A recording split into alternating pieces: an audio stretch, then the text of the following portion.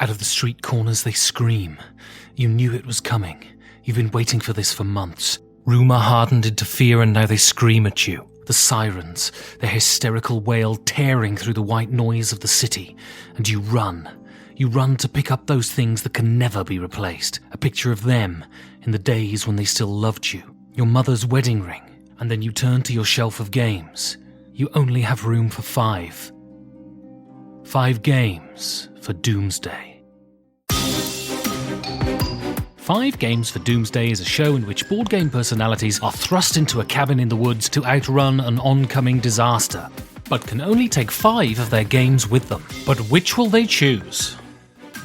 My guest this week is a former house DJ, a black belt in Brazilian Jujitsu, a developmental psychology lecturer, and a paediatric occupational therapist.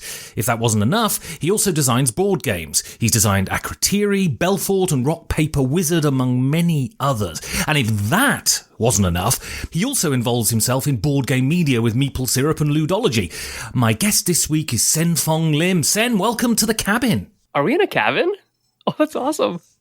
Yeah, we're in a cabin. Sorry. The premise is paper thin, but it's just about there if you okay. I know. I'm look closely. It now. Is it a cabin in the woods? That's right. Are we going to die?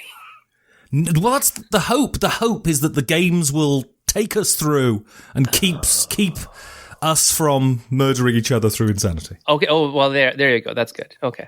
I like cabins and I like the woods. I'm Canadian, right? So right. That's sort of the picture you get of Canada is like, y'all have cabins and they're all in the woods. Or igloos. You might think we live in igloos. We don't. Well, I was in BC once, and it's probably the most beautiful place I've ever been. So the most British part of Canada. And the most Colombian, it seems. At the same time, right? So So my first question is how difficult was it for you to pick the games to take to the cabin? It was hard. I like a lot of games, but I also like games for what they do. Like there's a purpose for games. I come from a school of thought. It might only be my school, but it's my school of thought that when I design games and when I play for a specific experience. And so I wanted to think about what experiences do I want in the cabin in the woods. That's sort of where I came from. And so, I mean, what kind of person are you with regards to your games? Do you see them as precious objects to covet, or would you be perfectly sanguine if they went up in a great conflagration? Well, that's an interesting question because I believe games are art, but I also believe they're a product. So at several different levels, there's several different things. And I guess it might depend on what stage of life I am at and how much money I have. Because if I can rebuy it, I can rebuy it. But so, for example, my friend started up a board game cafe in my city before the pandemic. And unfortunately, during the pandemic, it probably had to shut down, right? So, and then I lent him like maybe 500 games from my library. And when he sold the place, I think he sold all my games. And it did nothing to me. Like, I don't care. They were lent to him because they were games that I wasn't playing anyway. I thought they'd be good for the store or the cafe. And they were lent with no intention of ever coming back. I'm the kind of person that if I give you something, it's yours unless you want to give it back. Like if I lend you $10, you don't have to pay me back. If I couldn't afford to give it to you, to lend it to you, I wouldn't have given it to you, right? So same thing with those games. If I've given them to you to use in your shop to start your shop out, apparently I didn't need them either, right? And they're games that, I think about and go, oh, yeah, I like that game. But not having them doesn't really change my life at all. They're just games. But all the experiences that I had from those games, those I get to keep. That's what I keep. And I still remember them to this day. Games like whatever I remember Ghost Hunters is a game that was in that pile of 500 games that I said, oh yeah, families would love this game. It's a great little co-op game. And I still have memories of myself and my kids playing with that game when a friend imported it from Germany for me because it wasn't available in English at the time. And I don't have to give up those memories when that game is gone. So, yeah, I mean, if things go up in a blaze, no big deal, I guess. I've never really thought about it like that, though. But yeah, let's have a chat after the recording about maybe me borrowing some money. Well, like I said, if I give it to you, that's good. If I don't give it to you, that means that I need it still. So let's go back to the beginning then. So when did games enter your life? Oh, this is a very common question. Not that I don't want to answer it, but it's like I've told this story so many times that it never fails to actually bring a smile to my face because I think it's a funny story. So, and it may get embellished a little bit every time I tell it. I don't know. But when I was 6, I was a very precocious child. And my mom grew up in Brunei and Borneo, where my family's from. But then she actually was a nursing student, and she learned nursing in London, UK. And so when I was growing up in Sault Ste. Marie, Ontario, which is this little town of about 80,000 people, it's a steel town in northern Ontario. It's at the hub of the Great Lakes. It's literally in the middle of the Precambrian Shield, so it's like surrounded by mountains and trees and water, and it's lovely. I loved growing up there. Did not want to stay living there, so that's why I'm no longer there. But there's not a lot there, and for my mom. She listened to BBC all the time. And at the time when I was growing up, which is in the 70s, there was this big thing on the BBC about like Tolkien and things like that. And so I grew up reading Tolkien. And so by the age of 6, I had finished reading The Lord of the Rings. I did not finish The Silmarillion because I didn't really get it. Because it's weird. If you've ever read that, it's just I've tried. It's like yeah. I'm years behind you. Yeah, but I read it and I didn't get it. And so I'm really actually looking forward to the Prime series that's coming up in September, where maybe they'll dig into some of the historical stuff, because it was just basically a genealogy plus some little stories here and there. And I wasn't at the stage where I got that. But the narrative stuff in The Hobbit, obviously, that's great. And then Lord of the Rings just blew my mind. But I was done it, and my mom didn't know anything else that was like it. And so I don't know how she found out about this, but there was, I think she was again listening to probably BBC. And at the time, they were probably talking about this new thing called Dungeons and Dragons. And so she found out where people played Dungeons and Dragons so that, maybe I could play Dungeons and Dragons. And at the age of 6, I found myself in the basement of our local university, Algoma University, every Saturday after swimming lessons, playing Dungeons and Dragons and other games with like 20-year-old guys.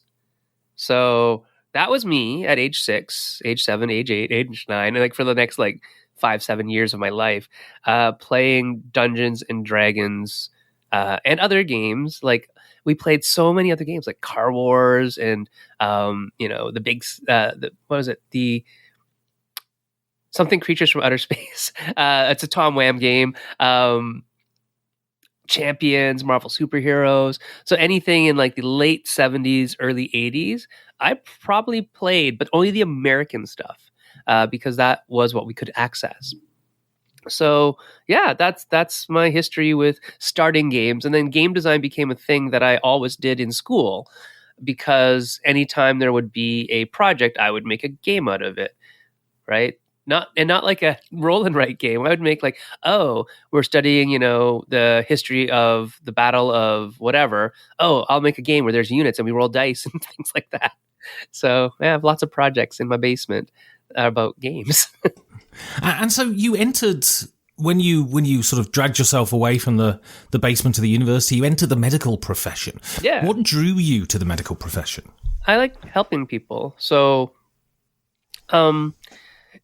it's sort of occupational therapy is an interesting thing. It actually, it's got its origins after the World Wars, when soldiers come back from war and they can't do what they used to do because they're injured, traumatized physically, psychologically, whatever. And so occupational therapy was our job was to rehabilitate soldiers originally to re-enter life. In whatever way they could. And so, the common joke was, basket weaving. but there's much more to it, obviously. And so I started with children. My biggest love is kids and working with kids, and my area of expertise is in communication sciences. So helping children who cannot write or speak do that through the use of technology. So that was the job that I did for a long time, 17 years of that. And I was drew to it because I liked helping people, and I wanted to help people who maybe deserved the help because they couldn't do it originally. Usually, that's typically the case with the people that I helped, was that they were born with a condition or deficit in an area which caused them to be unable to communicate in a typical fashion. So we would find solutions by which they would be able to. And the benefits of a job like that, the sort of the being able to sort of look at yourself in the mirror in the morning and think, wow, I'm really making effective change. It seemed fairly clear to me. But were there aspects of that job that were frustrating, demoralizing, things that made you feel sad? Oh yeah, tons. And not tons that it was like so bad, because it's a great job.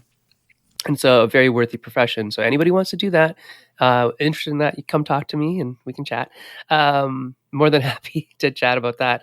But the things that, I didn't like were let's start. The things that I didn't like were the systemic things. So like human resources type things. So there was definitely times in my job where I felt more like a resource than a human. And as a gamer, you can understand, you feel like a cube getting pushed around instead of, allowed to be a human that's expressing themselves and doing what they do best and all that kind of stuff. And a lot of that is just systemic and money and budget and all that kind of stuff. So there were some really, really dire moments actually where people weren't allowed to get the treatment they needed because of funding issues, because maybe they weren't Canadian citizens, right? But there's a need there. And I was raised in a medical household. My mom's a nurse, my sister's a doctor, my brother-in-law is a doctor. We've got lots of doctors, and my wife's a therapist, her mom's a nurse. So we've got lots of medical stuff in our families, dentists, doctors, whatever. And when I was young, I learned this one creed. It's from the Red Cross, because I was a lifeguard, and I learned how to, do life-saving techniques in the water and first aid and all that kind of stuff. So one of the terms or the mottos of the Red Cross and the Canadian Life Saving Society, I'm not sure which one it is, but it's this. It stuck with me forever. And I've said it already once this month, I believe. It's like, whomever you see in distress, recognize a fellow human. And that's lived with me forever, that, anybody who is in need, doesn't matter if they were my enemy 5 seconds ago and shooting at me, I would probably save their life if I could. Because if somebody dies, they don't have the chance to do better, to be better, right? And then there's definitely people who don't deserve to die because they didn't put themselves in that situation in the first place. So, yeah, there's definitely been some dire days in healthcare. Working with kids, when kids die, it's horrible.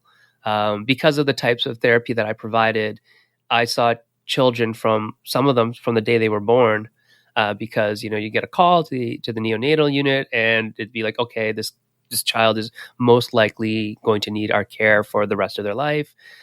And so I have people who are my Facebook friends now, that are actually really my legitimate friends, but I've known them for their entire life, from 4 days after birth type thing till now, and I was their therapist for 18, 19 years of that life, and now they're like in their 30s. So we haven't been therapist patient for a long time, which means they can be my friends. It's unethical to be friends with people who are your patients, but after a certain time you can be. Just to get that out there for anybody out there who's listening that's from the College of Occupational Therapists of Ontario, who might have a little bit of worry about that.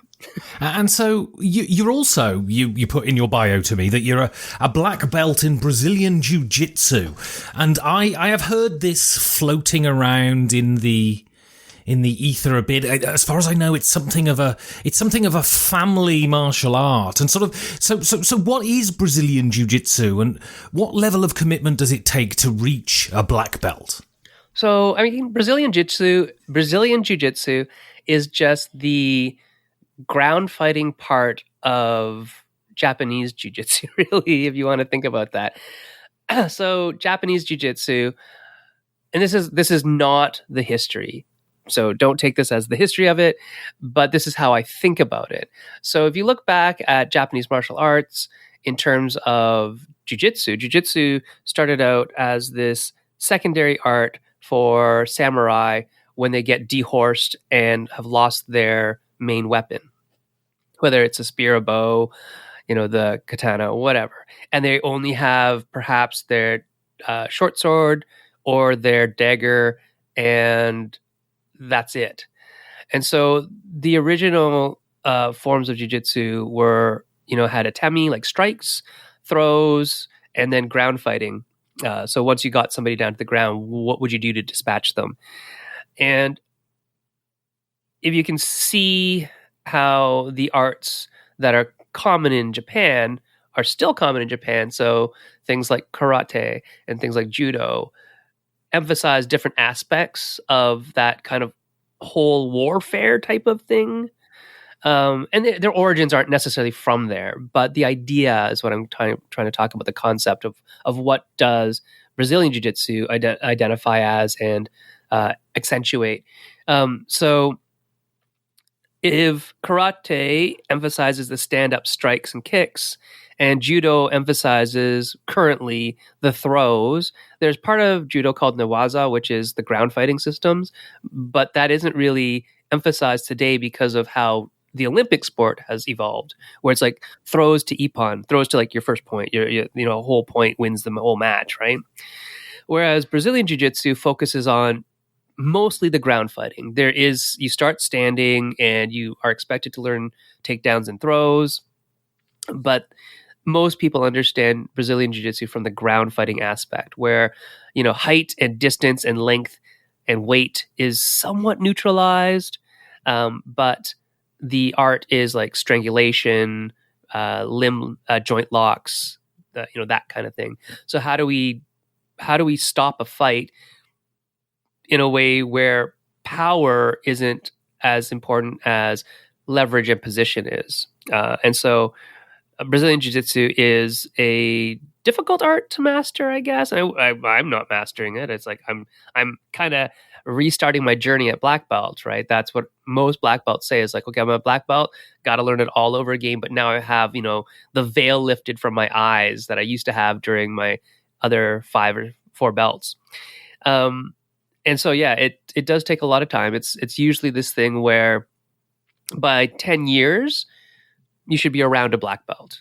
You may not be a black belt, but it's like a 10-year time frame is about the average.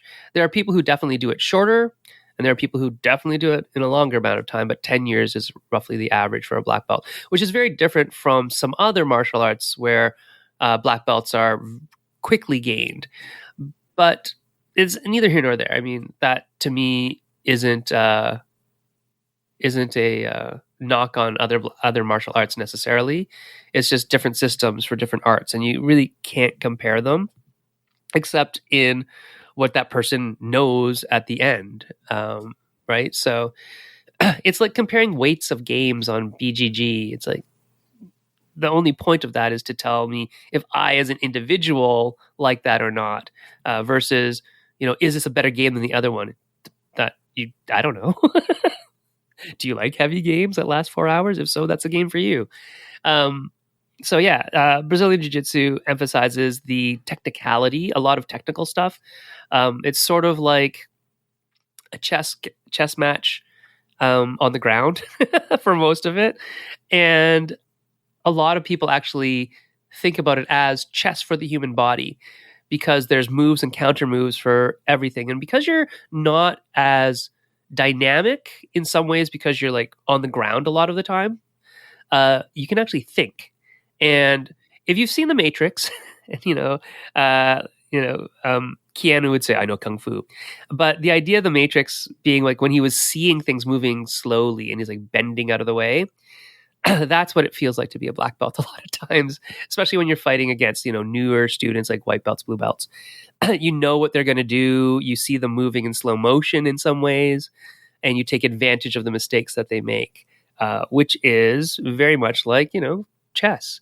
Like if you play at a grandmaster level, it's like, okay, this is my opening gambit. I know the 7 options that you have. And for each of these options that you have, I have 7 options. I can see all the forking paths. I actually learned chess from a grandmaster. I am not a grandmaster, but it was a humiliating experience on a daily basis. So the idea of playing chess with your body is what I'm really interested in Brazilian Jiu-Jitsu. The pace of it is very interesting, and it's a martial art that is actually made for smaller people to be able to defend themselves against bigger people. And I'm only 5'2" and 125 pounds, so I am technically a small person. But I'm able to hold my own on the mats, which is great. So it's that kind of self-defense thing. It's also a sport. There's a little bit of a lifestyle to it. Just like board gamers always buy, games and they bling out their games, or they get like play mats and stuff like that. In Brazilian Jiu-Jitsu, I have like 14 gis, which are the outfits, right? Do I need all of them? Not really. Do I like them all? Yeah, kind of. So there's all that kind of stuff as well. But, I would give away a gi to somebody who didn't have one and they could have it forever too. I'm just that's the way I am, I guess. So your first game then is a sort of classic, and this is I'm the Boss, and this is a Sid Saxon game. To what degree do you think Sid Saxon laid the foundation for modern game design? By far and wide, I think he's recognized amongst at least some of the older game designers as, one of the forefathers of the genre of hobby gaming or designer games, things like that. Maybe not as prolific as people like Reiner Knizia, but definitely up there. He and people like Alex Randolph really brought a different level of intricacy to gaming that wasn't there in board games anyways, in the 50s and 60s and things like that. So Sid Saxon is somebody who, if you are a game designer and you're interested in the art and or science of game design, Sid Saxon's games, because he passed away before this modern revolution where it's like multiple interlocking mechanisms working together. A lot of Sid's games are simpler. Can't Stop being one of the most dead simple games out there. But when you play it, you're going, oh my gosh, this guy, you hit on something completely amazing with, a simple board and 4 dice, right? But I'm the Boss is the game that I love the most from Sid Saxon because, like I said at the top, I enjoy experiences. I enjoy experiences a lot. And this game brings out just the most cutthroat behavior in people that is fun. So it's not quite as, backstabby. It is definitely backstabby, but it's not quite as backstabby as, Diplomacy or a game like, what's that one I'm thinking of? I'm thinking of another one, but I can't remember the name of it. I'll think about it in a second and I will find out for you. Intrigue. There's a game called Intrigue. Yeah. It's like super backstabby. Very nasty. This has that kind of level of backstabby, but you have to have the right cards to do it, which makes it slightly removed from games like Intrigue and Diplomacy, where you just kind of do the backstabby thing because you want to do the backstabby thing, not because you can. There's a little bit of both, but yeah. So I'm taking this game to the cabin because it gives me that fun experience that I'm looking for of players just like yelling at each other and constantly taking control over things and being part of deals that they weren't supposed to be part of. I just think it's such a brilliant game. And so this game, so I think there are games that live on the table where, Euro games can broadly be put into this category, I think, where, people are looking at the board, furrowed brow, silent. If you didn't know what was going on in the brain, you would think these people are having a dreadful time. And then there are games that live above the table, games like the Resistance, for instance, is a game that lives almost entirely above the table. How much of this game lives above the table? Oh, I mean, the memories are all above the table, right? All the fun part of the game is above the table. The game mechanisms that are on the table, which include a board, dice, and cards. That's it. And wedges. You get wedges to earn your shares and turn them over so that you can't do it anymore. That's all that's on the table, and those are just there to support and provide the reasons to have the above table play. And I think that's what's brilliant about Sid Sackson's games, because they are so easy to see those things. So as a new designer or a newer designer, they're really easy to dissect and sort of get down to that. Okay, what is on the table? What is above the table? What is supporting what? And it is such a lean game. There's not a lot in that game that you could or would want to remove in order to make it better or have a more streamlined experience. And I think that's what the older games like from the early 90s are good for. Other than just playing them, they're fine for that. But they are so much simpler than some of the big box games we have now that it's easy for a designer to kind of dissect and see what's going on, what's this engine, and how does it work. And there's a real value in that because it'll help people learn how to design games better. So I want to move on now and talk about, you've talked about it somewhat at the top of the show about your life out of games, but you also lecture in developmental psychology. Yeah.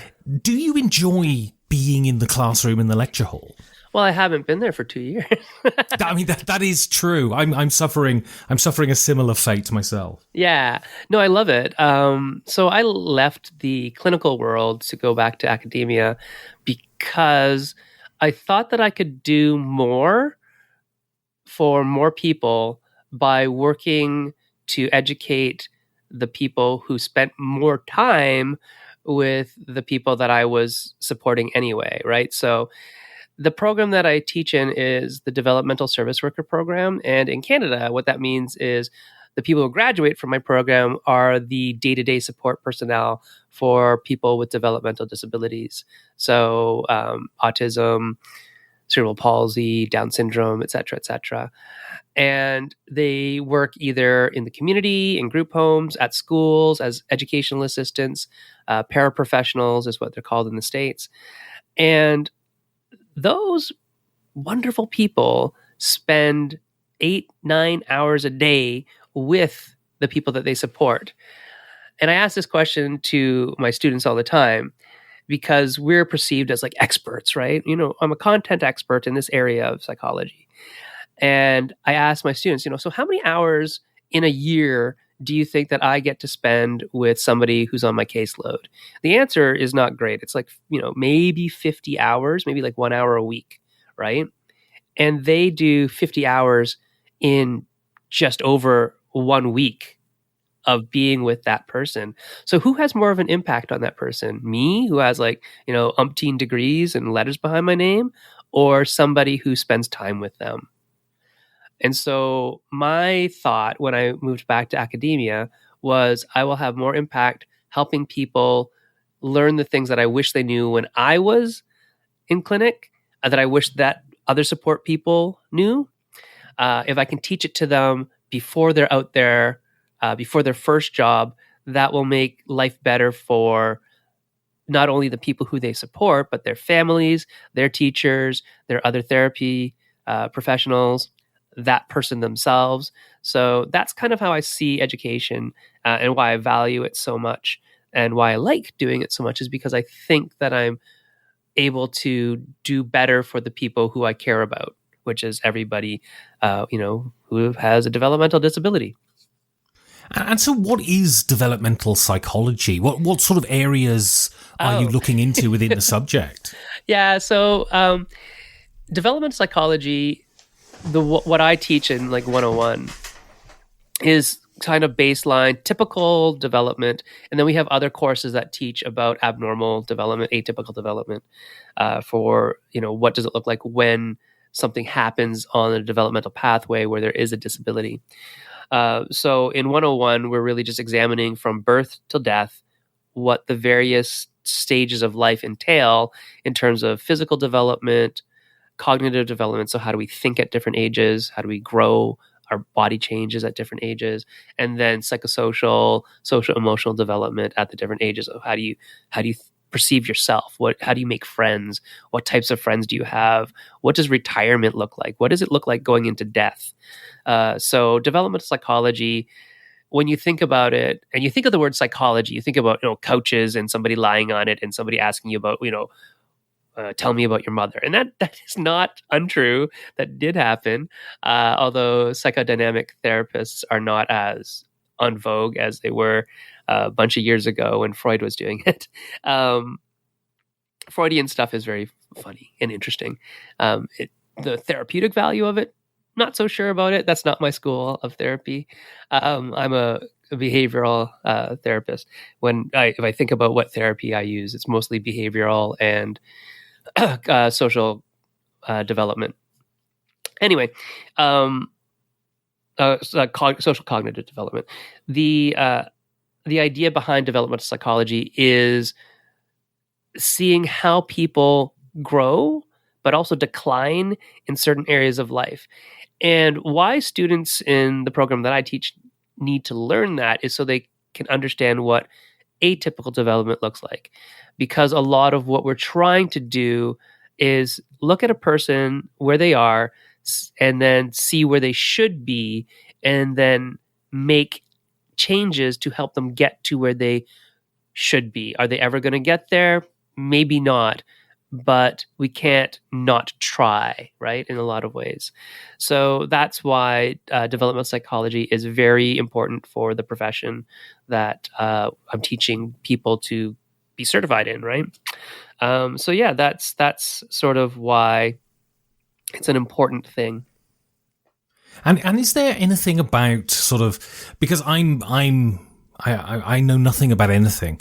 That's kind of I like to consider myself some sort of freakish tabula rasa. So is there anything about developmental psychology, like an interesting thing that us lay people wouldn't know anything about, that if you were to tell us, we would go, ooh, that's fascinating? Oh, there's actually a lot. I'm trying to think of just one that's kind of interesting that would make sense in an audio only version. Okay, so I don't know if you knew this, but in the wrist. Your wrists, like look at your wrists. In your wrists, there are lots of little bones, but they didn't start out as bones. They start out as like not bones, but stuff that will become bones. And they become bones faster in women on average, which results in most women having an advantage in fine motor skills earlier in life. And you can see that sometimes if you think back to your childhood days in school, who had the best penmanship and who was writing, letters with like little circles over the eyes and hearts over the eyes. And a lot of times that is because those people, and they're usually girls, have better fine motor skills because their bones ossified quicker in their wrists. Now, here's something else you need to know, is that individual differences between two individual people, like you and me, or you and a woman, that's probably an easier thing to think about, is greater than, or you and another person, a guy, anybody, is greater than the differences that occur between two large populations. So all women versus all men. And, I'm talking on a heteronormative scale binary here, because that's where all the data unfortunately comes from. We don't have a lot of data from non-binary people because they haven't been allowed to express themselves as such for so long. So there's not a lot of data on that. And as we move on in the history and the progression of society, maybe there will be. But for now, if we look at big populations, and so I have to predicate a lot of my teaching to students of, okay, when I say, men tend to be better at X and women tend to be better at Y, that does not mean that all men are better than all women at X or all women are better than all men at Y. It means that on average this happens. But you have to look at individual differences because they're more important and they shape people on an individual level. The problem with that is that statistically we use these all population-based statistics to make a lot of decisions on a policy level that may not actually fit with you as an individual, and that's where the problem comes up.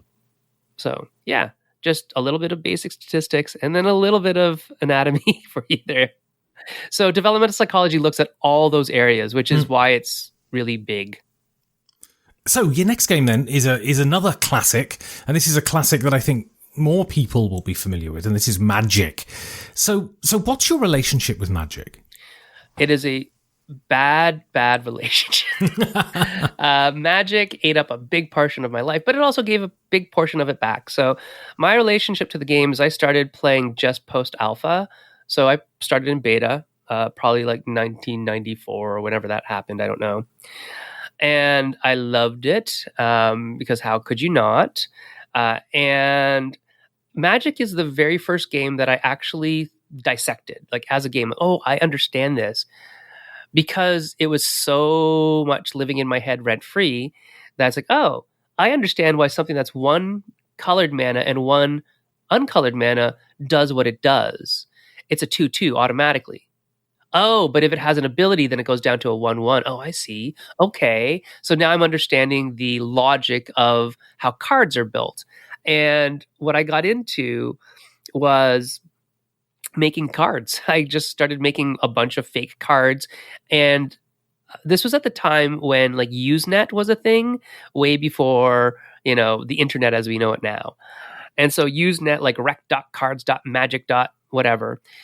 That's a Usenet address, by the way. We'd get on there and we'd like make up cards, and say, oh, I want to, what about like something that does something like the Sarah Angel, but isn't flying? So what else could it do? You'd make up these cards, give them names, you'd find some crap art and you'd like post it.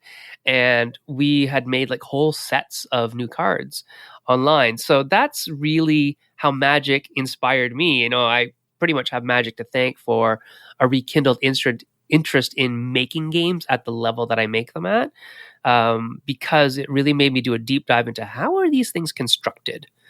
And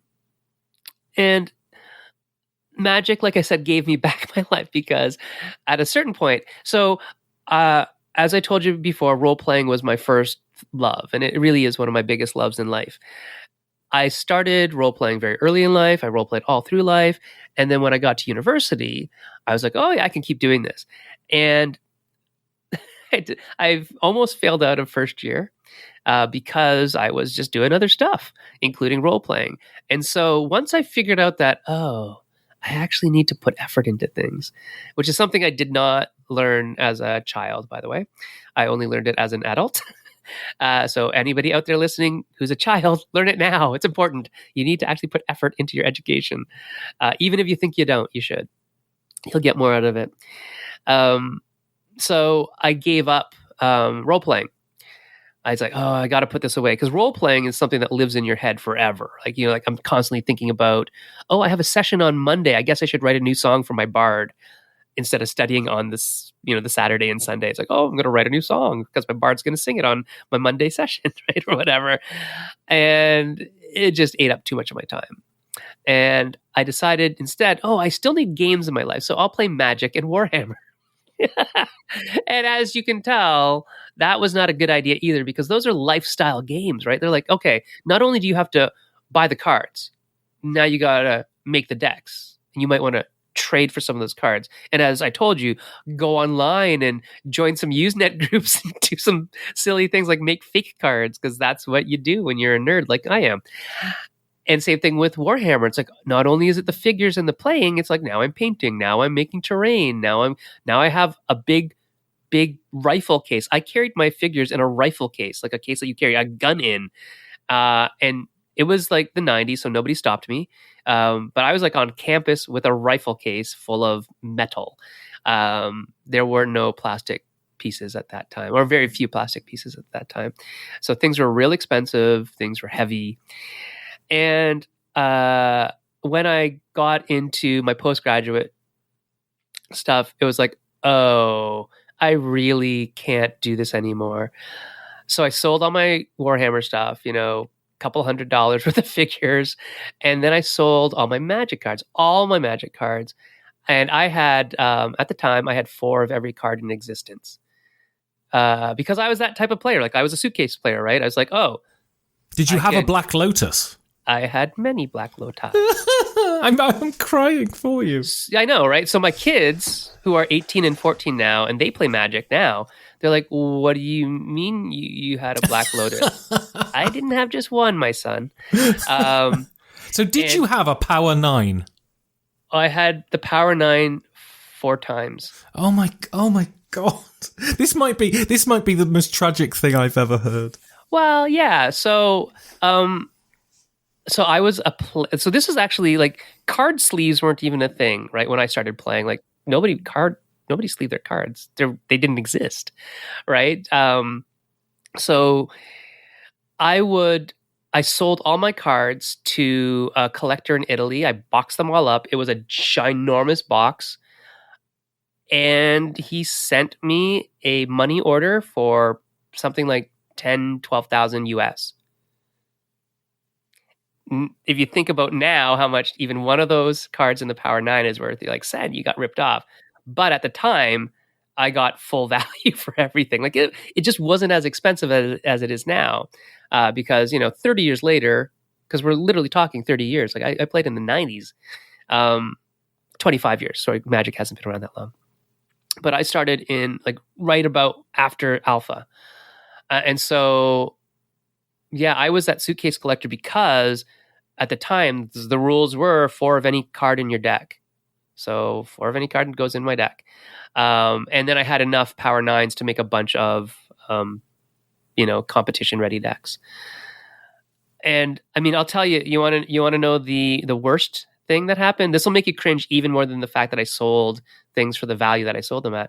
I once traded my friend a Mox Pearl for a Crawworm.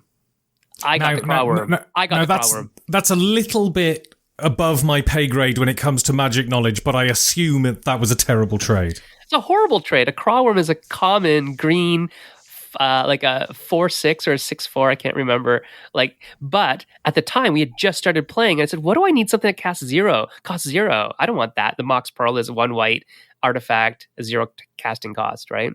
Whereas the Crawworm is like it's like a 2 green, 4 colorless for like a 6/4 creature. And I said, I want a big creature, because I had no big creatures in all the packs that I'd opened, right? We couldn't buy commander decks. We couldn't buy things like that. We were just literally buying 15 cards at a time. We didn't know any better. So somebody now, my friend, I don't know what he did with it, might still have a Mox Pearl that he got for a 10-cent common. A Mox Pearl, if you go look it up right now, you will puke at the cost of it. So anyway. So I want to go on now and talk about your design work. And so can you tell me, and a lot of my listeners will probably be aware of what this is, but some of them won't, I'm sure. What are the Bamboozle Brothers? The Bamboozle Brothers are an idea. They're a concept. So Jay and I, Jay's my best friend, and we started designing together about 15. Well, how old is my oldest? He's 18. So 16 years ago, pretty much to the day almost. So in November of 16 years ago, in November, we had started. And I know that because we had gone out west. Jay lives in British Columbia, actually, where you've been. And that is about 3,000 odd kilometers away from where I live. And we used to actually live together in the same house. And then when we didn't live in the same house, Jay lived down the stairs from me. I had a house on the top of the mountain. Jay lived in an apartment on the bottom of the mountain, and I could walk on a set of stairs to his apartment.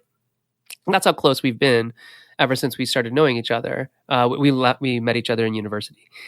And then, and the mountain really isn't much of a mountain. It's the escarpment in Hamilton, Ontario, which is, well, it is like it's a straight sheer wall of glacial, where a glacier came in and scraped off, side of a hill.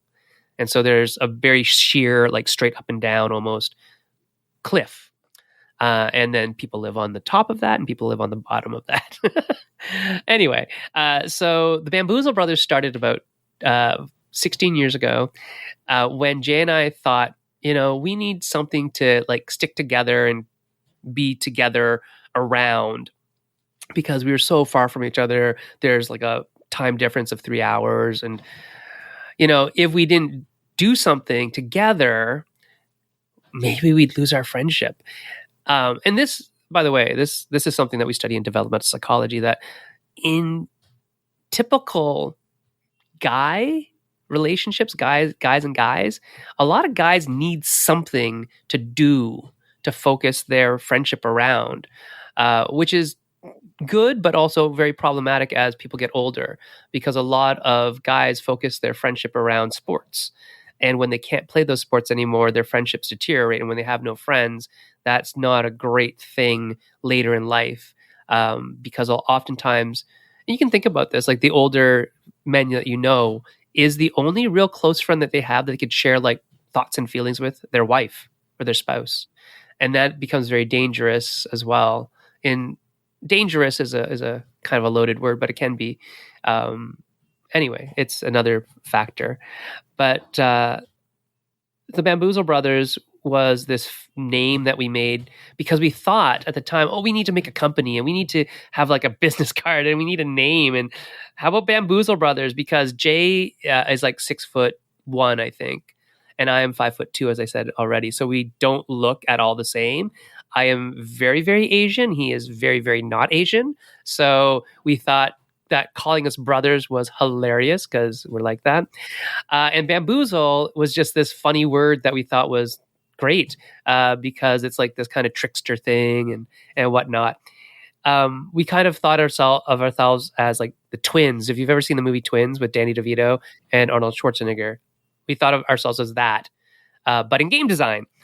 So yeah, that was the origin story of the Bamboozle Brothers. But even before that, even before 16 years ago, maybe a few years before that, Jay and I had started making games because we thought we could, and it didn't work and it sucked. And so we put it away for a little while, but it came back up to, hey, we should do this, when we went out to visit him that one time, because we realized we are so far away from each other and we're not going to see each other anymore like we used to. And, I have kids, he didn't have kids. Our lives are diverging from each other. What's something we can do to keep our lives on the same track, right? And it's funny when I think about this, just sitting here now talking to you, that I have lots of other friends that, from the same time of life as Jay, that we have the same interests still, but because I'm doing things with Jay on a daily basis, like we talk to each other all the time, we are still best friends. Whereas a lot of those other friends, I still like them. And, if we get together, we'll still have fun. But because I don't talk to them as regularly, we've drifted apart in some ways. Like I don't know what's happening with their kids. I don't know what's happening, in their lives with their jobs, the same way that I know exactly what's happening with Jay and his family. So yeah, those activities help us stay together, but it would be nice if we could learn as a society to not necessarily need to have an anchoring, game or sport to link us up, right? And so the first time I heard of you was Belfort. Was this one of your first splashes in the sort of hobby world of gaming? Yeah. So Belfort was actually the first game of ours that got signed. It wasn't the first game that got manufactured and sold, but it was the first game that got signed. So Tasty Minstrel Games signed that, and then a little bit later, when Seth Jaffe, who designed like Homesteader, did he design Homesteaders? No, he designed eminent domain and things like that. He had been traveling to British Columbia. Apparently, a lot of people travel to British Columbia. It's beautiful. It's God's own country. I can't lie. It literally is. It's an amazing part of Canada, and we're just jealous. A lot of people are like, why do you bug the people in Vancouver so much about when it snows there and they all can't drive? Well, it's because they bug us the rest of the year about how awesome BC is. So we get ours back during the winter. The whole of Canada, the whole rest of Canada. So yeah, Seth was traveling up to BC to play Ultimate at the time when his knees were working. And he stayed at Jay's place, save some bucks, stay at Jay's place. And we had just made this new game called Train of Thought. And Seth loved it, took it back to Michael, and that was the first game that actually got published, but it was the second game that got signed. It got published first because it was a party game that was just cards and dice and pencils and things like that. No pencils, just cards and dice. I'm just thinking, were there pencils in there? No, there were not. And then Belfort came out. And so that was really our big first splash. Train of Thought did okay for what it was. It probably wasn't the right publisher for it. It's at the time when I don't know what to do with party games if you're not a party game publisher. But they really just liked it. And it's a game that is a little too smart for its own good in some ways, I guess. It may not be a party game. It's more like a cerebral party game. So I think if it came out now, people might have a better reception to it because of games like Codenames and whatnot, which aren't similar, but the word play idea is at that similar level. But back to Belfort. So yeah, Belfort was our first really big game, physically and critically. It was the first one that really made a mark on the BGG lists as well.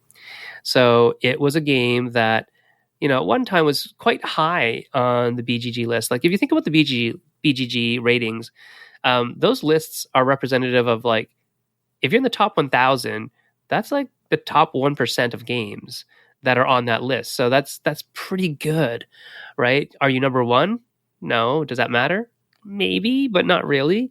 As a designer, I don't really look at those anyways. I know other people do as designers, but me personally, I don't really care. So I get told that, oh, we're at this, we're at that. It's like, great, that's good.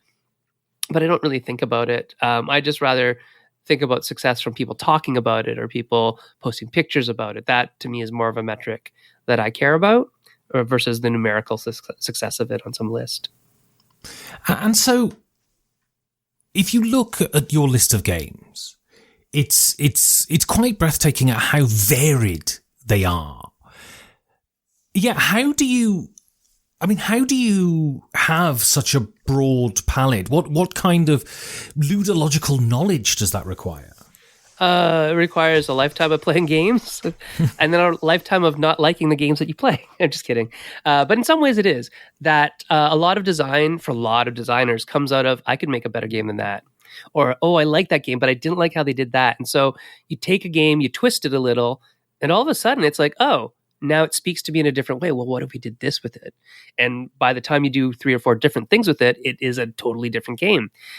And so Rob Davio told me this once. He said, here's what I do for new designers. I tell them to make a game out of a game they already like and just change one thing that they didn't like about it.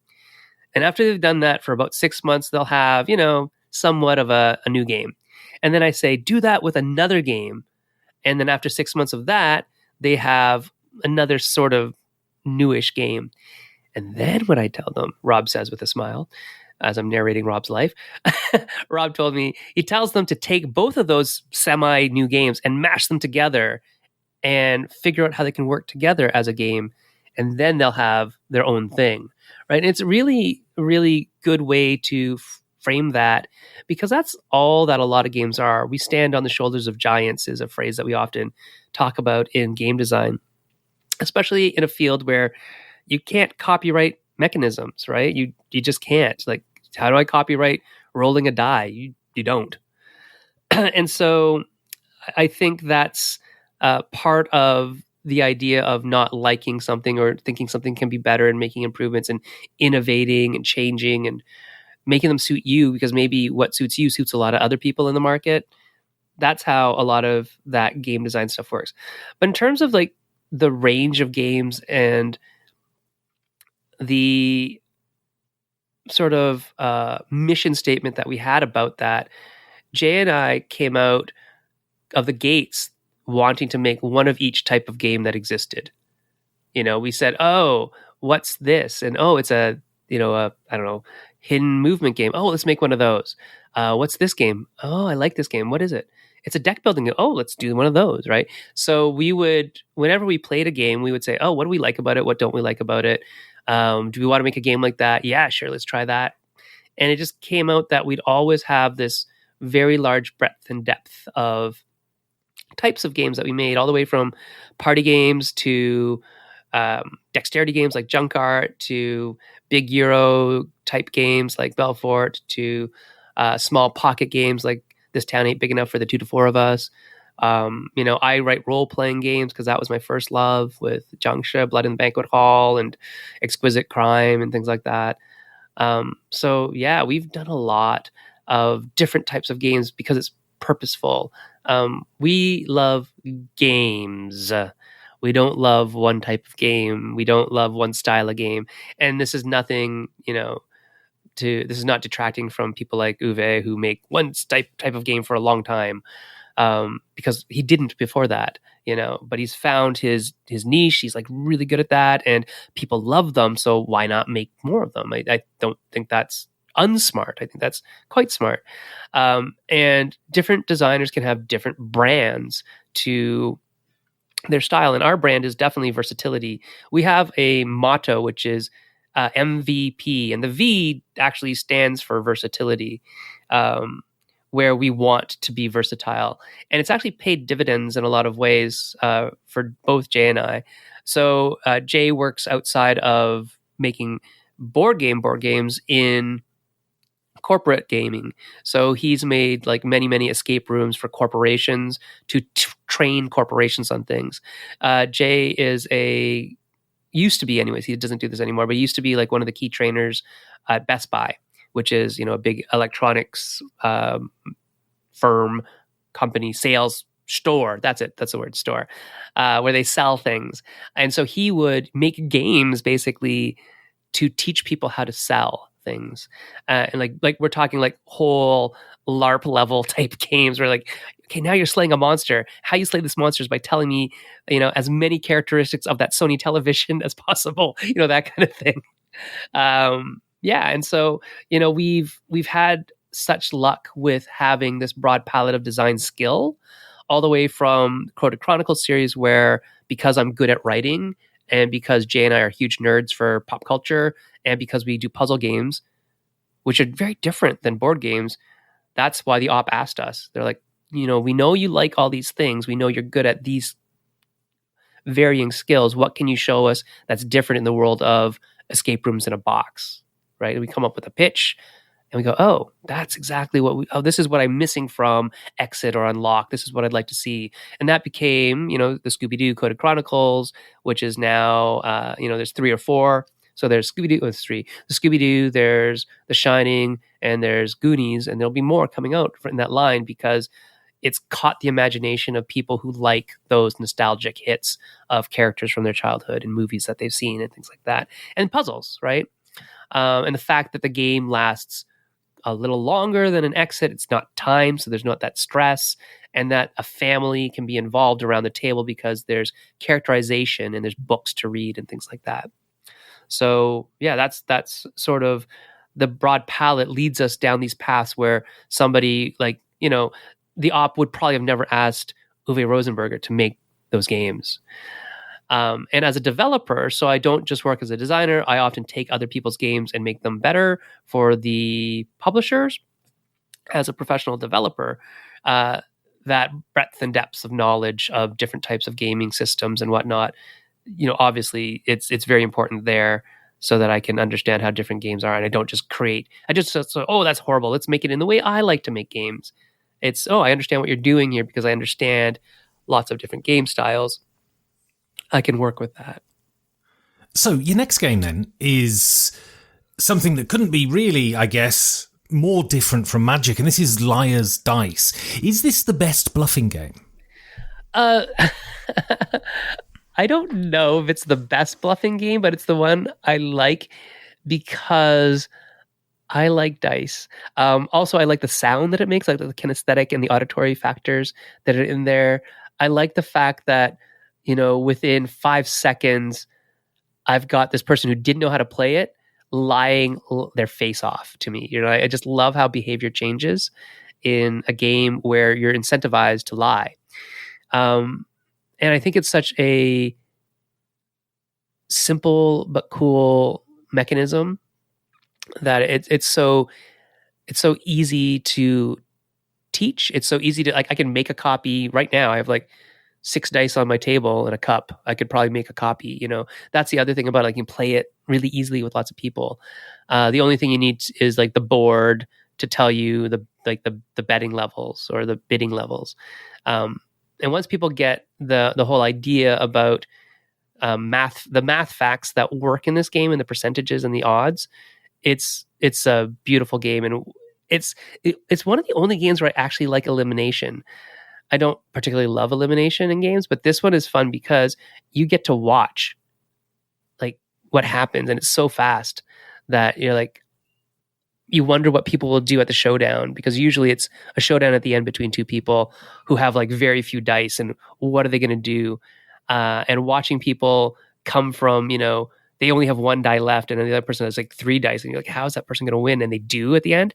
It's just got such a swing that is part luck, but also part skill at bluffing and reading another person. And so I think it's really wonderful. It's a little more intuitive than poker for some people. So yeah, I really love playing it. And so how good are you at bluffing? Do you have a good poker face? Yes. I don't know if I have any tells because I've never really asked anybody, but I can like never lie, and I can always lie, and I can kind of do both, and I look kind of the same. I guess it helps to be, that stereotypical inscrutable Asian person. I don't know. I don't know. But yeah, I mean, I usually am doing pretty well with these things. And so, as a psychologist, take off your game designer hat, put your psychologist's hat on. What does the joy that we get from bluffing, from, hoodwinking other people, what does that say about us as a species? Well, I think it says about us as a species that we have rules in society that preclude us from doing these types of things. But when we're allowed to do it, when we are allowed to break rules within a covenant, like in this game, we are allowed to do these things to learn about whatever, lying, cheating. And when it's allowed, it becomes like extra fun. Like that becomes playful, right? And that may be the best way to teach them. You can have playful fun with this, but you shouldn't do it seriously. There's a couple other games like cockroach poker, all those little card games where there's bluffing and lying that my kids, they would play for hours because they're not allowed to lie at other points in the day. But during the game, this is like an agreed upon thing. The rules say I can lie, therefore I can lie. So they're still following rules, right? So it's a really interesting thing about human nature. And, why do we like bluffing so much? Or why do some people like bluffing so much? Some people don't because they can't. And they think they can't anyway. Some people just don't like dishonesty, and that's okay. But within the framework of a game, and if it's allowed, and if we all agreed to this, that all of us can do this thing, they may be able to get over that and play. And I think that's the funniest thing is when you see a lot of people who you think of as very honorable people, people who don't lie, people who always tell the truth, getting into a game of something like Liar's Dice or poker or cockroach poker or whatever and bluffing their face off. That's super fun. Like when we see how people behave when they're playful. That's really interesting. And people should be allowed to do that. Does that mean we should allow people to lie all the time? No. But within the rules of a game, within the confines of a game system, yeah, for sure. Why not? So I want to talk now about your media work. So you're a black belt in Brazilian Jiu-Jitsu. I'm sure when you were an occupational therapist, you were wonderful. I'm sure your students give you glowing reviews from the university. You're obviously a wonderful game designer. Why come into my field and take away, the attention I'm getting by being brilliant in podcasts? Well, I think it's because I guess I thought I had something to say. At the time when I started Maple Syrup with Daryl Andrews, we started when there weren't a lot of designers talking about design or the industry. A lot of the podcasts were mostly like reviews and things like that, which is great and wonderful and necessary. But as designers, I got to tell you, a lot of designers don't have the time to listen to a lot of media in board game land about a review or a playthrough or that kind of stuff. It's for me, there's only very few channels that I will watch, and I do not watch them regularly. I would prefer to read something than to watch something, because I'm old, I guess. I don't know. But although I have been watching, much to my kids' chagrin, they think that TikTok is pretty cringy, that I've been watching a lot of the TikTok stuff that board gamers are doing because it's short. And I have that much time, while I'm drinking a cup of tea or something, that, I'll watch what, Raina is doing on TikTok or Danny Standring is doing on TikTok and, watch it. And that's fine. And it's usually funny or Paula Deeming, right? So I like content about game culture that isn't a review. That I will watch. That I will pay attention to. So something like this is very interesting to me because it's not just about a review of a game. It's about games and how they affect people's lives, and what they say about somebody, which is much more fascinating to me than on turn 3, then you will do this. It's like, and then draw 5 cards. Like, I don't need to, I can read the rules. I'm okay. But that doesn't discount the impact and the usefulness of walkthroughs and watch it plays and things like that. They're just not for me personally. I would prefer to spend my time with board game media watching Paula Deeming sing a song about something that's hilarious, because all the rest of my life is writing those rules that are draw 4 cards, now move your piece to this thing. That's what I'm doing. I don't need to listen to somebody talk about that about another game. I do need every now and then some silly dance that somebody's doing with a board game in their hand, or this is part of the reason I don't do TikTok, because there is no part of the world that wants to see me dance. Right. And that's okay. I think that's all right. So yeah, I'm not really drawn to a lot of the other media, but what I started doing or listening to was things from outside of board gaming that were board game adjacent. Like, so I started listening to a lot of role-playing game podcasts, not actual plays. Those are okay. But more like how to design. And I learned so much from listening to like these sort of game, well, they are game related, but sort of board game related, but not quite. And like, what can I learn from that? That was like my first real interest in podcasts, was like, what can I learn from other parts of the world about games that are adjacent to gaming, but maybe not board games and card games. So video games, role-playing games, that kind of stuff. And then we also thought that a lot of people don't know a lot of people in the industry, and they maybe not be able to put names to faces. And that's why we actually started Maple Syrup as a video cast instead of a podcast, because we wanted to show people what people looked like. There's a story that I tell about, being at a convention, and during a year when probably, pandemic was super popular, and there's Tom Vassell standing there with his hat, and he's talking to Matt Leacock, the designer of said very popular game. And everybody floods to Tom to get like a signature, right? Or something. It was. And so I was a little miffed because, Matt's a good friend. Not that I'm not good friends with Tom, but it's like, hey, the guy who makes the game that you profess to love is standing right there. Like, why aren't you asking him? Because they don't know who he is. And that's totally understandable, like when you think about it. So designers by nature probably have like one or two, maybe three things that they can talk about at any given time. That's about it, right? Even as many games as I make at a time, I probably can't talk cogently about them for an hour. Whereas reviewers can talk about every single game under the sun. Not just the 4,000 that were released this year, but the 4,000 that were released last year and the 3,000 the year before, and maybe stuff from history, right? And stuff that might be coming out in the future on a Kickstarter. So it's understandable that people who are talking about the news of the game hobby are more visible and can talk more about things. But we wanted to still give a voice to people who you might not know, parts of the industry that you might not be aware of, people who really are doing great work that need their voice uplifted, marginalized groups, that kind of stuff.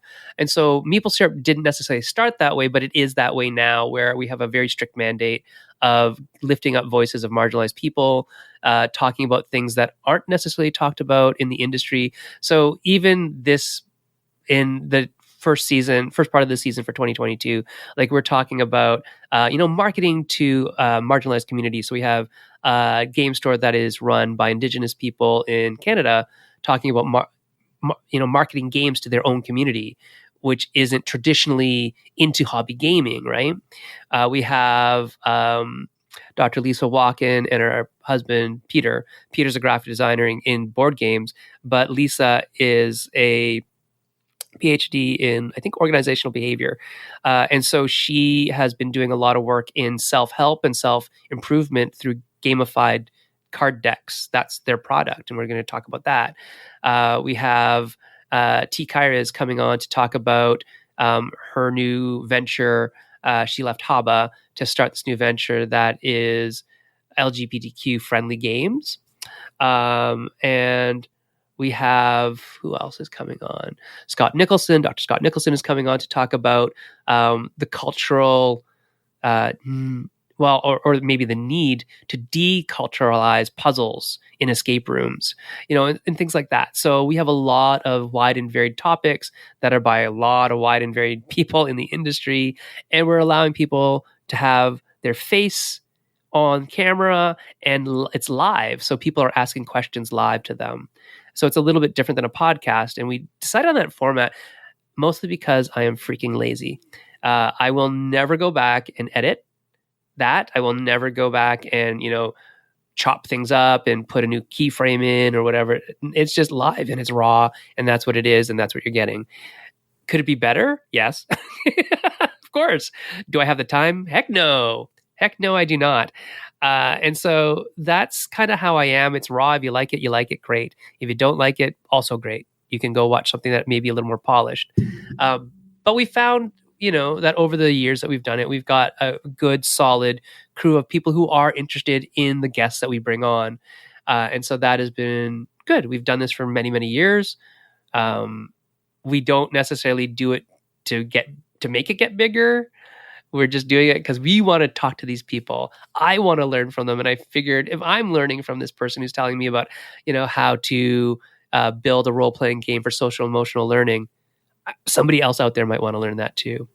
So it's just basically I'm having talks, and Erica and Alara as the team, we're having talks with one or two people about stuff that we think is interesting that we're recording because maybe someday somebody else will find that interesting. Whereas Ludology is a little more pointed in what we're doing. We're kind of breaking down or deep diving into games. Well, I was going to come on to that because, digital gaming is very much part of the mainstream. Whereas I think even though people talk about the renaissance of analog gaming, especially hobby games, are still very much a niche. And I think this is sort of clear when you look at, there are many computer game design courses at universities and few analog game design courses at universities. I mean, do you think that essentially it's podcasts like Ludology, it's groups like the Board Game Design Group, it's things like Unpub that are basically the universities for people to learn how to design hobby board games? I think so. There is definitely a paucity in rigor in courses and all that kind of stuff in like an academic basis for all of this. It is much more studied in video games. It is actually much more studied in role-playing games, which is all funny because board games have been around for thousands of years, literally thousands of years. How long have video games been around? Less than 100, right? And so we get this very weird data where we base a lot of what we do in hobby gaming on evidence from other studies, if we're doing any evidence-based things at all, which a lot of people just don't. They just make games. That's fine. But we use data from other things to justify what we do in the hobby gaming realm. And right now we're seeing some more analog design studies, courses. Most video game courses now have an analog part to it because paper prototyping is a thing. Whether you are making a roguelike game or a triple A thing, oftentimes you're paper prototyping first in terms of, what is this going to do? How does this work? And then you just figure out that, it's better on, or we want to present it in a video game format. But a lot of games that started out as video games, some of them have become paper analog games, and vice versa. Some analog games turn into video games because of delivery models and all sorts of other factors that are not necessarily gameplay related, but might be gameplay related in terms of like it's easier to randomize by computer than it is by hand or whatever. So yeah, I think there are definitely more programs that are doing game related things. There's a lot of small private people doing game courses. Like, so Jay does game courses for two schools, like a film school that has a video game design component, and another college where he runs like a weekend course for them on game design, teaching people how to use, I think he just uses Tabletopia, and he says, okay, here's how you make a game in Tabletopia. And it's like a weekend course.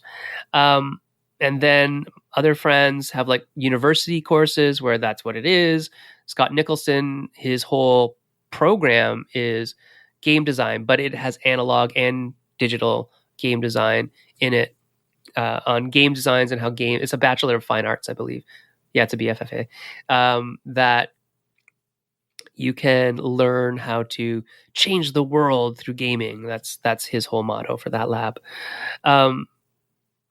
So do I think it's through media that people learn how to design games? Yes, because a lot of people who are designing games now are done their schooling, right? They're like, I'm a 40-year-old person who now has time to go back to this hobby that I love. And, oh, wow, I've been playing games for the last couple of years and I have an idea to make one. Oh, what do? Go take this university course. No, sir, I've already done that. What else can I do? Well, you can learn from the community, right? So the community being like a forum on Facebook or BGDL podcast, which has a community on Facebook, all that kind of stuff. Those are good places to start for people who don't have the wherewithal, the money, the time, the inclination to go back to school. There are not a lot of people with, degrees in game design per se that are out there. There are actually probably more than you'd think, but there still aren't a lot. So your next game then is probably the biggest one on this list, I would say. And I think it's responsible for so much of our sort of popular culture right now. And this is D&D. Why? And you've mentioned it before, but why D&D and not other RPGs? Well, mostly because other people want to play D&D. Right. If people haven't played a role-playing game before, but they're interested in it, they have heard of or seen D&D or have some idea of what D&D is and want to play D&D. Like, I can't tell you how many people over the pandemic have had kids who said, hey, Sen, do you know how to play D&D? My kids really want to play D&D. They've heard about it and they want to play it. It's like, okay, great. Is D&D my favorite role-playing game? No, sir, not by far. But it was my first role-playing game as well. And so it's got that cachet. The market penetration, by the way, for Dungeons and Dragons is ridiculous. It's something like 87% of all humans on the planet between a certain age group know what D&D is.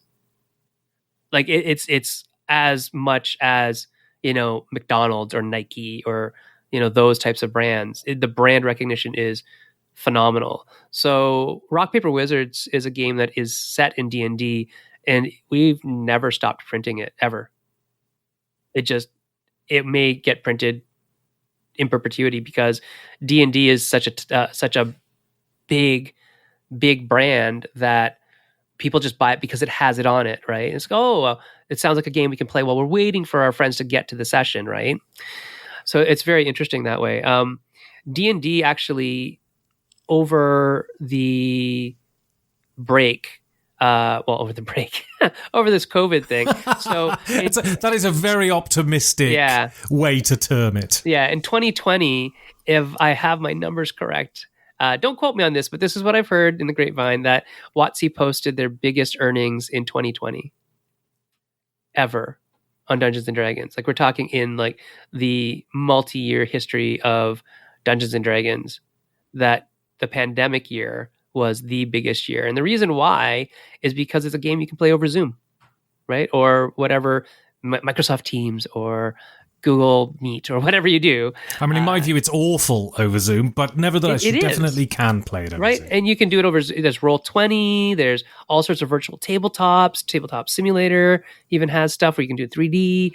So you can see how people like, if this is the best we can do, we're going to do it. And so a lot of people over 2020, 2021 got introduced to role-playing games via D&D because it is the most accessible and approachable, even though it's not. Like, that's not true, but people think it's true, so therefore it is, right? Perception is sometimes reality. So yeah, that's why I would say D&D, because if I can't pick who's in the cabin with me, I don't know what role-playing games they've played, but they probably have heard of D&D, and they'll probably play it just because everybody else has heard of D&D. So that's it. And the other thing about it is that if I have all the dice, then I can just make another role-playing game out of them too. And so do you have a particular class and race combination that you're drawn to in D&D? So bards. Me too. Bards, usually. Yeah, because while you are classically trained and went on to post-secondary education in the musical arts and things like that, I'm also like classically trained violinist and pianist and vocalist. So all that stuff is fun. And I did many plays. My kids are in theater. So I like that stuff. I don't do it professionally, but I do enjoy it. So it's my chance to, write a song and sing it in actual character, because I will be that person who does that. Like I said originally, like, I'm up on Saturday night writing a poem that I'm going to recite as my bard when we face off against that Lich King. That's me. I'm that person. And I will recite that poem in character at the session on Monday night. So I want to go on now and talk about the future. Oh. And it seems that you're pretty prolific as a game designer. What do you have coming in the future?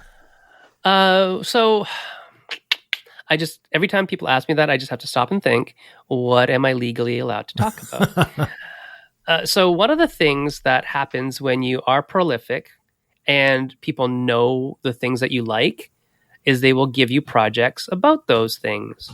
And they're usually signed under NDA, because here's a thing to learn. For new designers out there, NDAs aren't something you should give to your playtesters to do. That's most people won't sign those. But what an NDA really is for is to protect the flow of information. And oftentimes that information isn't even the information you think that you're protecting. It's the information that the publisher talks about other things, or that the licensor is talking about. So for example, let's say I'm making a game about some Marvel Universe thing, and it's an MCU, so movie related thing. And I'm making the game, and I say, hey, can I use this character? And I say, oh, you better not. He dies in the next season, right? That kind of stuff. if I leaked that out, that's horrible bad. But so NDAs usually aren't necessarily about the game itself. Sometimes they are. So release dates, super important not to talk about, because if you get that wrong, it's going to be a lot of... So you all know how Kickstarter backers are if they get bad news or wrong news. It can blow up in your face. And so a lot of times protecting that flow of information is important.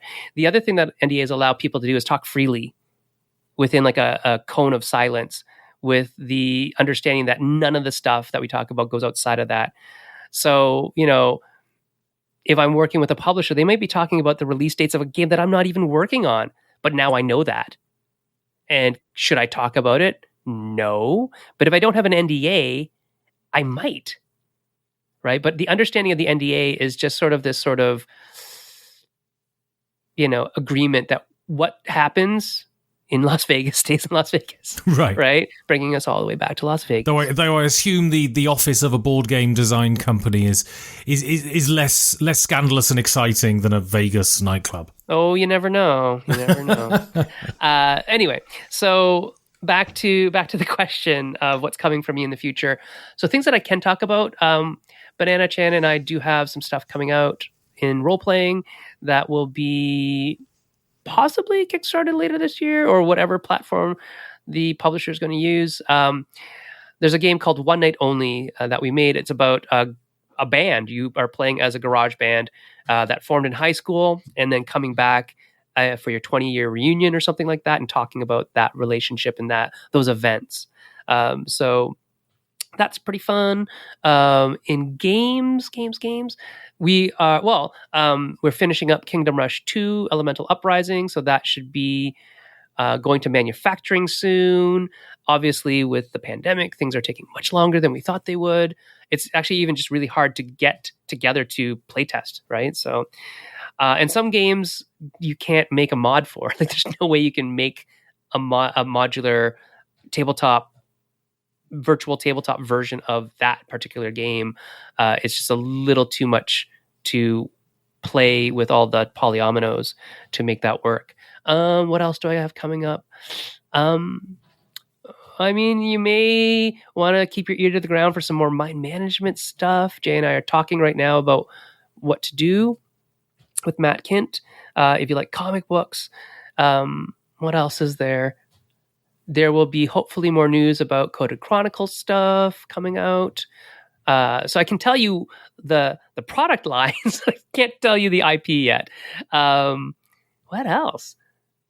It's been an interesting year. I've done a lot of development for other companies. So I work a lot with Skybound. I work a lot with Darrington Press. So there's definitely games coming out from them that I cannot tell you what they are, but just be on the lookout for those companies to have some big games coming out in the near future as well. And so when you think about yourself within the sort of greater landscape of gaming, where do you think you're positioned within that landscape? I've been told that I'm old. Not old like chronologically old, but chronologically old. And so I'm not young. I'm going to be 50 this year. But old in the fact that I've worked in the industry long enough to be called one of the old guard, which is weird to me. That's like, I said, like, what is it? 16 years. So probably 15 years. And I guess that makes you old and might have some old thinking. So how I see myself in the greater landscape of gaming, mentorship is a big part of my life. I often take a mentorship role. I'm now an official part of the tabletop mentorship program on the board of directors. So mentorship is huge for me. It was definitely how I got a lot of breaks in the industry at the start. Was you find somebody who's like-minded and agrees to take you under their wing, and you help them, and they help you, and then you do that to somebody else, and hopefully they do it for somebody else, right? That quality, that lifestyle, I'm not sure what to call it, mission of mentorship, the mentorship mission, should be something that's passed down from mentor to mentee, and they become a mentor to another mentee, and they become a mentor to another mentee. So just even, in my short cycle of of game design. I was the mentor for Daryl Andrews, who went on to do some great things, like Sagrada with Adrian and whatnot. Alara Cameron was my mentee, who does a lot of design work with me for Korra, Mutants. What else? Kingdom Rush, all sorts of stuff. So we get a lot of that mentorship stuff, and I'm hoping that Daryl's definitely mentoring people. Right, Daryl has a lot of people who he works with, and Alara may mentor more people. Erica and I did Rat Queens together, and Erica definitely helps people in the industry. So it's that idea that we only get by with the help of other people, and I think if that's not where I am in the greater landscape of gaming, that's where I'd like to be in the greater landscape of gaming, is helping people do things and getting their games on the tables in front of publishers, where whatever their goal is, that's what I'd like to help them do. And I mean, that comes from my background as a therapist. That is literally what my job is to help you find what your goals are and then help you actualize them. Right. So your last game then is one of yours, and you've mentioned it, and that's Mind Management. How familiar were you with the source material before you started working on the game? Oh, intimately. It's so Jay and I love comic books. It's another reason why we're besties. He likes a little more indie. I like a little more, capes and tights and stuff. But he one day showed me this book. It's called Super Spy. And it was by a indie author, drawer, illustrator, painter named Matt Kint. And it's like, this is awesome. This is amazing. And Matt's art style isn't for everybody. It's not the kind of, make mine Marvel, draw the Marvel way style of drawing superheroes with like big muscles and stuff. He doesn't do that. His stuff is much more kind of scratchy and watercolored, and but it has this feel to it that's really intimate and really powerful for the exact type of books that he writes. But one thing Matt does is he does all this weird stuff where he will draw on one page, and you flip the page over and you hold the page up to a light, and you can see through the page that something on the opposite side of the page is supposed to show through on this side of the page. That kind of stuff. He'll also write tons of notes in the marginalia. That is just it's very actually Dark Souls style. Have you played Dark Souls, the video game? I haven't, I must confess. Oh, okay. That's okay. They are hard, right? So if you don't like hard games, don't play them. But what they do in Dark Souls is they leave little tidbits of lore around the world that if you don't read them, it doesn't matter. But if you do read them, you're taking on this really wild trip. And that's exactly what Matt does in the margins. He writes all this marginalia about, stuff like, remember to bring your mind wipe pills with you. You're like, what are those? They never show up in the comic, but now I'm intrigued, right? And so Matt is this amazing creative guy. And we had both, Jay and I loved his material. And so Jay is like, hey, you got to read this. And so I read it. It's like, oh, this is great. What more does he have? He has this thing called Mind Management. And so we read it. And then one day at Gen Con, about maybe 5 years ago, I'm at the booth for Oni Press, which is a comic book company and a game company now. They do games from the Pacific Northwest. And I was at the booth, and I was talking to the guy behind the booth. I didn't know who it was at the time. It's Charlie, who is the editor. And I was like, oh, Sixth Gun. This is awesome. I love this comic. Sixth Gun is a Weird West comic. For some reason, I don't know why, I am enthralled with Western things, and Weird West specifically, like weird magical Western stuff. I don't know. It's weird, but I get it. I like it. And so I'm talking about this comic book, and he's like, oh, I don't know if you knew, but the artist and the writer are here. I'm saying, oh, for real? I said, yeah. They had a Savage World edition source book coming out for this comic, for the comic called Sixth Gun. If you haven't read it and you like comics, go read it. It's awesome. And so he said, would you like to meet them? It's like, yeah, that'd be great. And so we started talking about games because they're at a game convention. They're like, yeah. We'd really like to do this and make a game and blah, blah, blah, blah, blah. And so we started talking about that. And at the end, he's like, oh, who you should really meet? You should really meet Matt. And I was, oh, Matt Matt who? Oh, Matt Kint. He loves games. Like he's right now walking around the floor with an IKEA bag filled with games because he bought like several hundred, maybe $1,000 worth of games at his first Gen Con. This is his first Gen Con ever.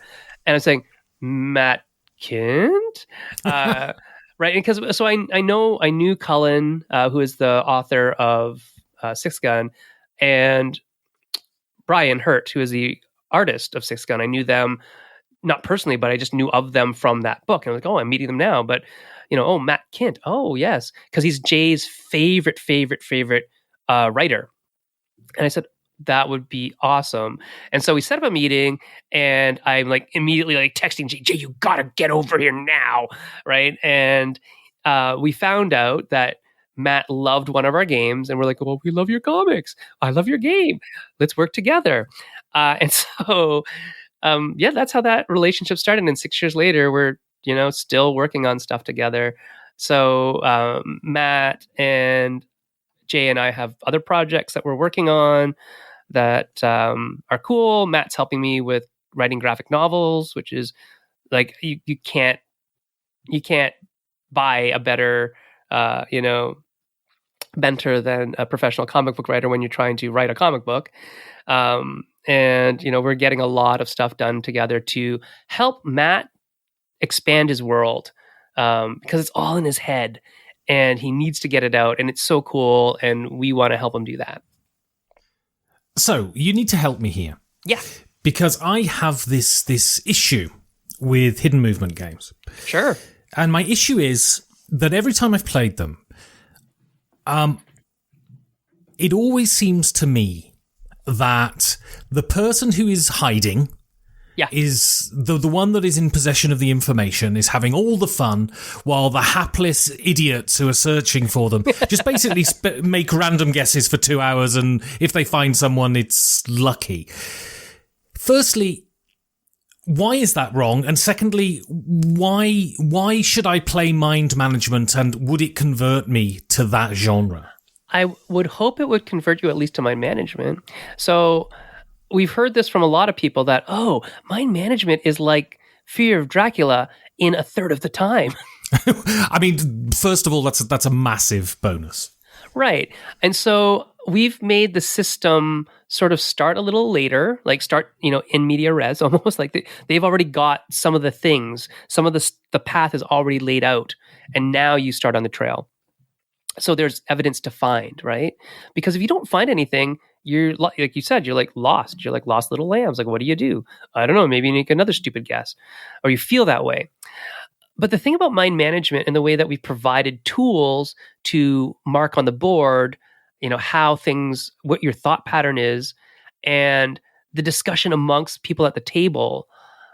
It's super fascinating, by the way. I love playing, like you said, the person sitting behind the screen. We call them the recruiter. I love playing the recruiter because I love to listen to what people are talking about, because it's almost like I have psychic powers. It's almost like I can listen to their minds, right? What are they saying in their minds?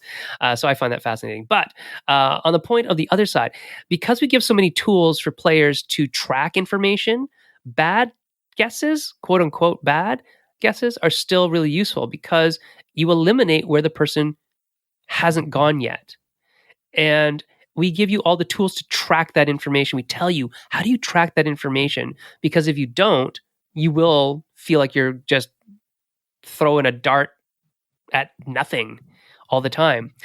But because of the system that we've made, and because of the rules of movement of the recruiter, so the recruiter can never ever walk on a spot that they've already walked on. It's like playing Snake, right? They can only ever walk on new, fresh paths.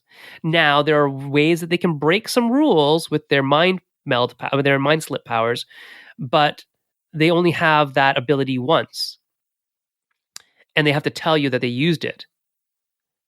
So the other thing that the recruiter is telling you every 2 turns is a little more information, like how many recruits did I get?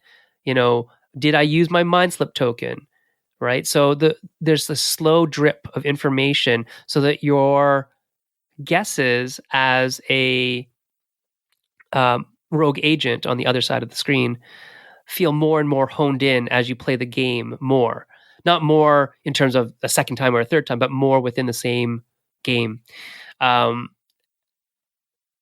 the other thing is that it all becomes logical at the end when they reveal how they move to get away from you or recruit all the things. You're like, oh, now I get it.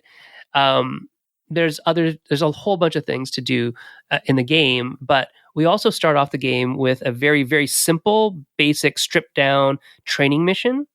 And that usually takes like maybe 30 minutes to play. So it's this kind of thing, like if you like it in 30 minutes, now you can add on more to have an even richer experience. And if you really like it, what you can do is track wins between teams, like behind the screen, recruiter, and the rogue agents on the other side of the screen. And we have this thing called the shift system in the game that the losers, the people who did worse, get to open a package.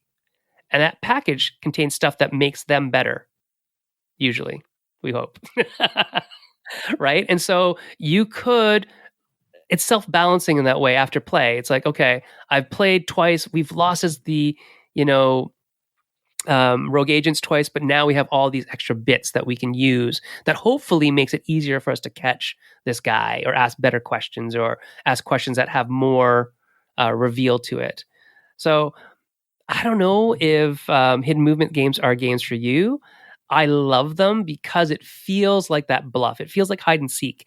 It feels, you have that moment of, oh, are they going to catch me on the one side? And you have the moment of, I think we've got them on the other side. And because it is a game where you're talking with a lot of people and you often have to justify what your decision is and why you're doing it to the whole team, and then you reach a consensus, that is where the other team is having fun. The discussion parts, right? So I don't know if that happens as much in other games. It can, but it really happens a lot in mind management because there's factors that you have to think about. And, when you reveal where somebody's been, you have a number on it. You can see at what turn were they there, right? And so we give more information than a lot of other games do, but make it not easy, but possible for the person who's hidden to definitely win by running away, by outrunning the team, by escaping for so many turns, not being caught, or by collecting so many pieces. So I think that's the other thing that's different about mind management in a modern sense, is that we've added several vectors for the wins and loss conditions that is slightly different than a lot of other games where it's just you win or you lose based on catching this person or not catching this person. So I've got one more question for you. Sure. So you're heading out into Ontario, escaping the apocalypse, and you're driving in the car, you go around a corner, and the back door of the car flies open. 4 of the games fly out down a ravine into a river and are swept away to posterity.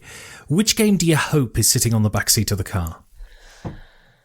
Oh, these games have all been such a big part of my life. This is hard. This one was hard.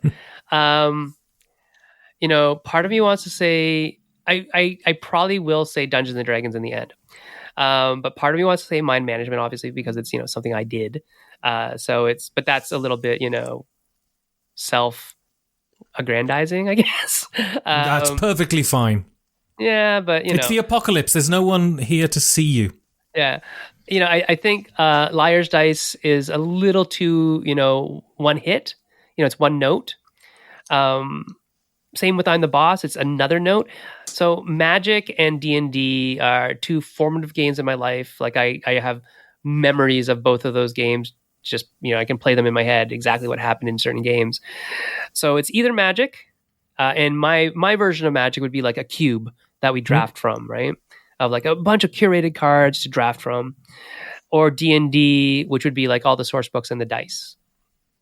And if I had to pin you down to just one. Yeah, no, you are. And that's what I'm getting down there. I'm making my tier list. It would be D&D. It'd have to be D&D. Right? Because for me, Magic is an experience, and it's multiple experiences and many play styles, and it's great. But part of Magic, part of the draw of Magic, to me anyways, is what's the new thing? What's the next mechanic that they're going to put in? How does that, to me, it's fascinating how they can integrate a new mechanic into a system that is so rich with mechanics already that makes play different the next set that comes out. How does it change? Oh, that's so cool. Right? It's like when the NBA put in the 3-point line and it changed the game, or the shot clock and it changed the game. Each block of Magic should change the game in an interesting way.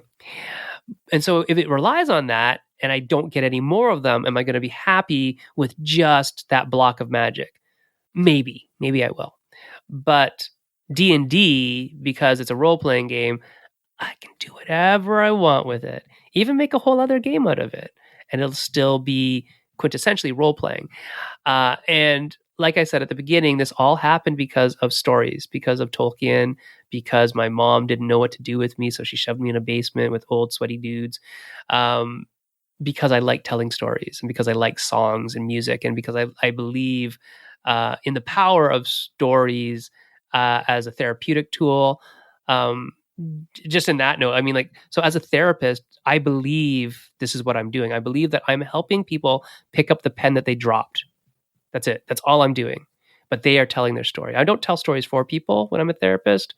They tell their story, but because they couldn't pick up their pen because they dropped it and couldn't figure out how, I don't pick up their pen for them, but I help them figure out how to pick up that pen to start the story of their life again. So yeah, role-playing to me is, by far like one of the most important styles of play out there. So that's my choice. So if people want to get hold of you, if they want to see what's coming out and what you're up to, how can they go about doing that? Easiest place to talk about games with me is probably Twitter. So at Twitter, I am at Sen-Foong Lim, all one word, SenFoongLim. Excellent. Well, Sen-Foong Lim, thank you very much. It's great to be here. Thanks for having me.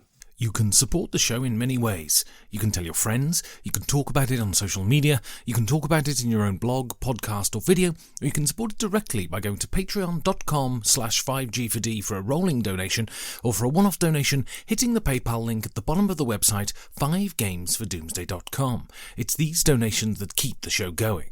Also, if you want to say something nice about the show, or if you want to say something horrible about the show, you can contact me on Twitter at 5gamesfordoomsday, or send me an email at 5gamesfordoomsday@gmail.com. And if I've managed to hot step it from the puddles of Plato quoting ooze and the cat that wants to be stroked, then bloody bites you. I'll see you in 2 weeks for another 5 Games for Doomsday.